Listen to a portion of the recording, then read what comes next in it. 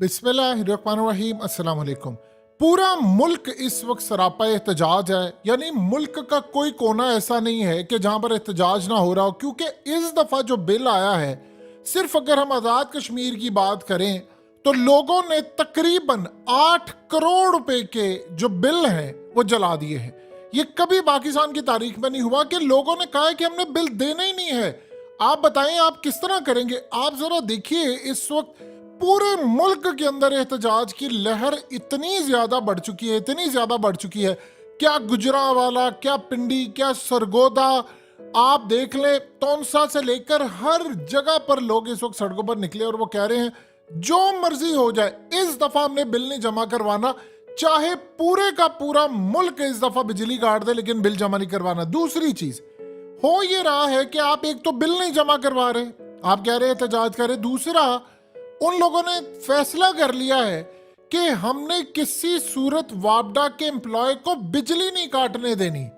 जी हाँ, ये जो सूरत हालत देखे, इसमें एक चीज इन में रखिएगा, जो 2-4 वाकयात हुए जहां पर वापडा के मुलाजमीन आए और उनको थप्पड़ पड़े हैं, और कोई के इलेक्ट्रिक का है, कोई फलाने का फलाने, लोगों को आप जरा अंदाजा करिए, इस घर को देखें।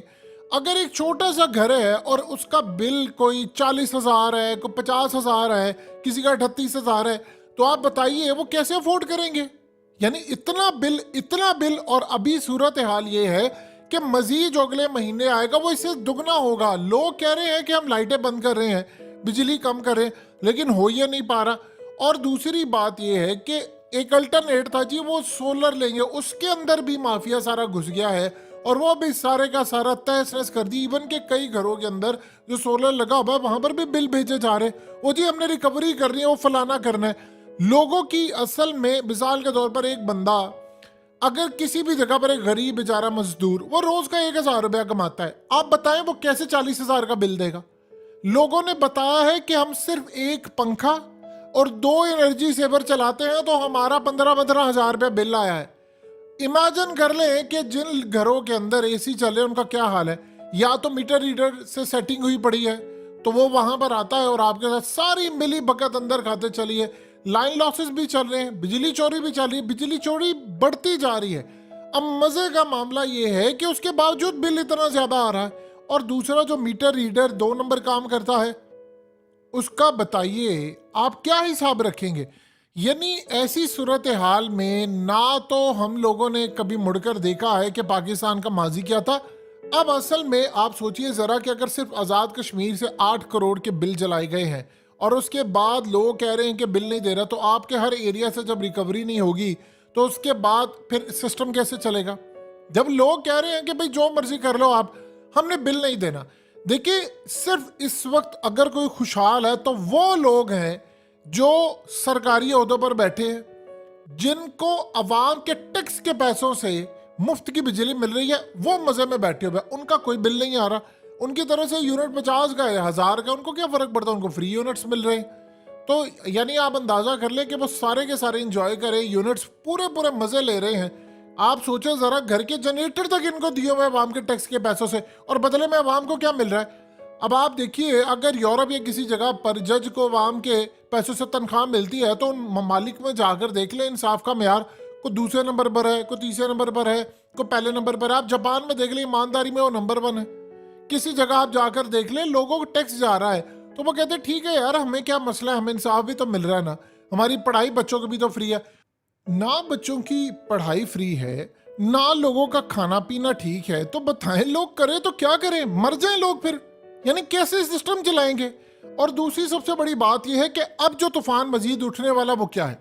देखिए, इंटरनेशनल सतह पर इस वक्त जो तेल की डिमांड है वो कम है, लेकिन उसके बावजूद रेट जो है वो नॉर्मल है और बढ़ भी रहा है। लेकिन हुआ यूं है कि पाकिस्तान में पिछले चंद दिनों में डॉलर 280 से 305 तक चला गया, ओपन मार्केट में 325 का बिक रहा है।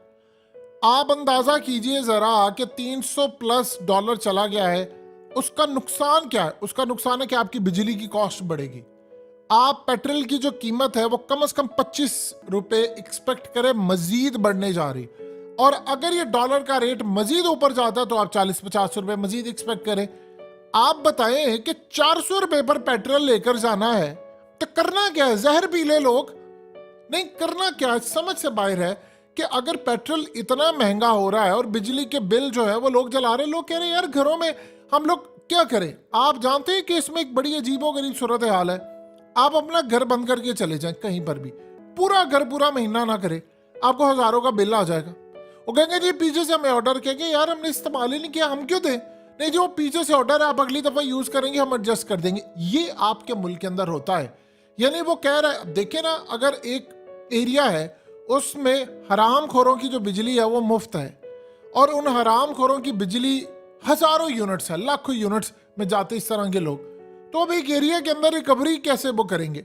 वो बिजली जो चोरी हो रही है या मीटर रीडर से जो सेटिंग होती है, वो असल में उसकी जो चोरी या लाइन लॉसेस की जो यूनिट्स हैं वो सब में डिवाइड कर देते हैं। मिसाल के तौर पर वो कहते हैं जी 1000 घर है और तकरीबन आप देख लें कि 1 लाख जो यूनिट्स हैं वो हमें एक्स्ट्रा डालने हैं, तो वो 1000 घरों में 1 लाख यूनिट जो है वो डिवाइड करके सबको एक्स्ट्रा डाल देंगे, बल्कि इससे भी ज्यादा। और पीछे से उनको आता है जी इस दफा तनख्वाहें नहीं है बापडा के पास या फलाना या ये माल है, तो वो कहते हैं कि अच्छा अब क्या करें, इस दफा लोगों को आपने जो बिल है वो हर एक को 100 यूनिट ज्यादा डालना है, 200 यूनिट ज्यादा डालना है, किसी का 300 डाल दे।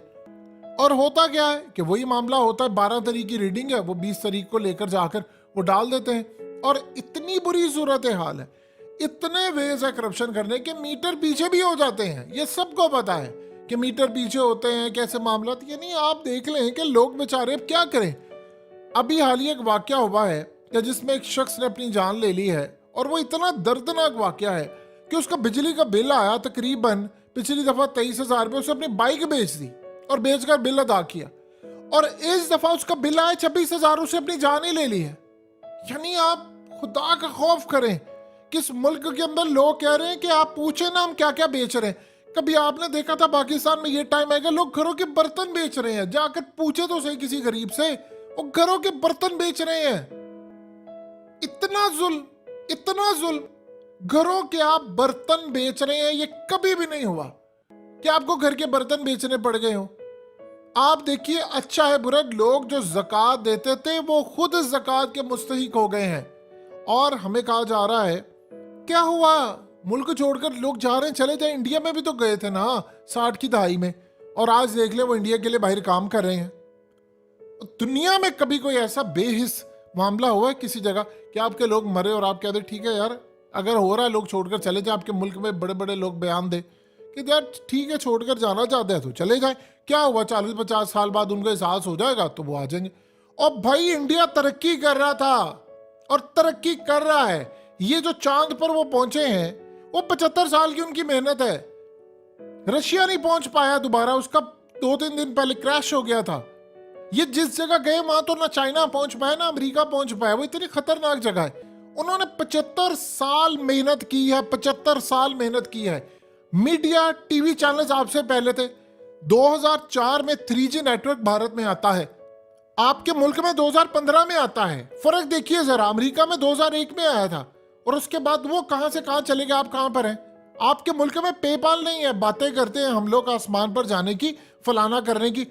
जो स्पार्को का इतना बड़ा बजट है, पूछे तो सही वो बजट जा किधर रहा है, वो $25 मिलियन कहां पर जा रहे हैं, उसका हमें क्या फायदा है सिवाय इनको इनकी तनख्वाहें, इनके पैकेजेस जाकर देखे, करोड़ों के पैकेजेस हैं इनके घरों में, खान साहब में, न जाने इनको क्या कुछ दिया। गरीब कौम का, एक कौम जिसके ऊपर कर्ज हो बताए हैं, उलमाए किराम रहनुमाई फरमा दे, उस कौम का उम्रा या हज कैसे फर्ज है। जब एक वकील ने आज से कुछ साल पहले कहा था तो सारे उसके खिलाफ हो गए थे। उसने कहा था कि पाकिस्तानियों का हज जायज नहीं है। उसने कहा था जिस कौम के ऊपर कर्ज होता है उसका हज जायज नहीं होता, इंडिविजुअल शख्स के ऊपर भी। अब आप जरा इस सूरत हाल को देख लें कि पाकिस्तान के अंदर ये बात बिल्कुल ठीक है, जो साहिब सीयत है वही हज कर सकता है। आपको जोती ने साहिब सीयत ये नहीं होता कि खाली आपके पास पैसे भी हों, आपकी सेहत भी हो, आपके बाकी मामला भी ठीक, सब लिहाज से आप फिट हो तो फिर आप हज के लिए जा सकते हैं। तो इस सारी सूरत हाल के अंदर कहते हैं पाकिस्तानी कौम पर तो हज ही नहीं फर्ज है, क्योंकि ये तो कर्ज में डूबी कौम है। और उम्रा हम लोग करें, यानी इस मुल्क के अंदर लोग उम्रा भी नहीं, वैसे कौम को बताया ही नहीं गया कि भाई हराम खा के उम्रे जायज नहीं है। लोगों को दिए हुए चक्कर आप जब देते हैं तो वो खाना काबा के चक्कर करने से खत्म नहीं हो जाते, आपने बात ज़हन में रखनी है। और इस सारी सूरत हाल में अब लोग सड़कों पर आ रहे हैं तो बताएं हम कहां पर खड़े। अल्लाह पाक से पनाह मांगिए, इस मुल्क पर बहुत बुरा टाइम आ गया है, ऐसा लगता है सेब का साया है।